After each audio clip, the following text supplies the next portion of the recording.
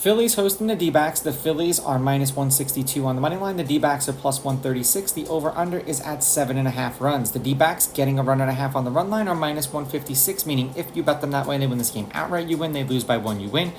And the Phillies laying a run and a half on the run line are plus 130, meaning if you bet them that way, they must win by a minimum of 2. Now, thank you for everyone who has joined the Discord and who has continued to join the Discord. I really do appreciate you guys. If you have not done so yet, go to my website, rawsportstalk.com. It is a paid membership. Once you click on the membership tab, you will get an email with my Discord in it. You'll see my best bets, win, lose, or draw. I post in there, and my stats are also in there. And we've been doing pretty good the past few days. Now, head-to-head, these teams are 5-5 against each other in their last 10. The road team is on a 3-game winning streak. The road team is 6-4. The Phillies are on a 3-game winning streak. The underdog is 6-4 on the money line, and the underdog getting a run and a half on the run line is 8-2. There have been 5 one-run games in their last 10 meetings, including the last 2 games they've played against each other.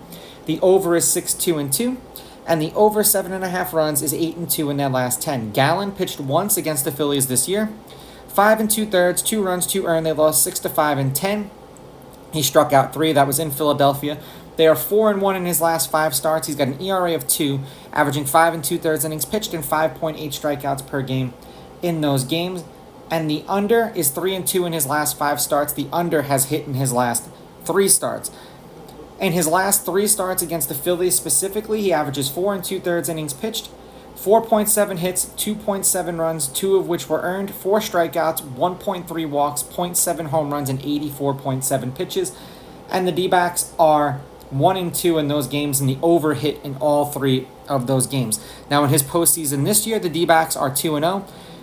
6 innings, 2 runs, 2 earned. They won 5-2. In Milwaukee, he struck out 4, 5 1/3, 2 runs, 2 earned. They won 4-2. In LA, he struck out 4.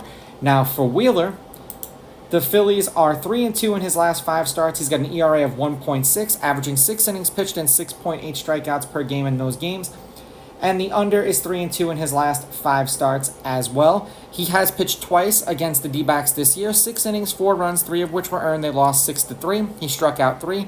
6 innings, 1 run, 1 earned. They won 15-3. He struck out 7. In this postseason, they are 1-1 as a team in his 2 starts. 6 2/3, 1 run, 1 earned. They won 4-1. He struck out 8. 6 1/3, 3 runs, 3 earned. They lost 5-4, and he struck out 10. And I believe that's the game he was throwing a no-hitter, and then the Braves came back in like the 8th and 9th inning and beat the Phillies in that game. To me, this is a head-scratcher kind of game because it's a damned if you do and damned if you don't. And for Wheeler, in his last 3 against the D-backs, he averages 6 innings pitched, 4.7 hits, 1.7 run, 1.3 earned, 6 strikeouts, 0.7 home runs, 0.7 walks, 102.3 pitches, and the Phillies are 2-1 in those games. I'm going to roll with the Phillies here. I'm going to take the Phillies with the money line. I am going to take the Phillies laying the runs, and I'm going to go over in this one. They're the hot hand. They're home, and normally I would pick Gallen, but it's just a feeling that the Phillies are going to win this one. These are just my picks. If you disagree, please go with your gut, and please bet responsibly.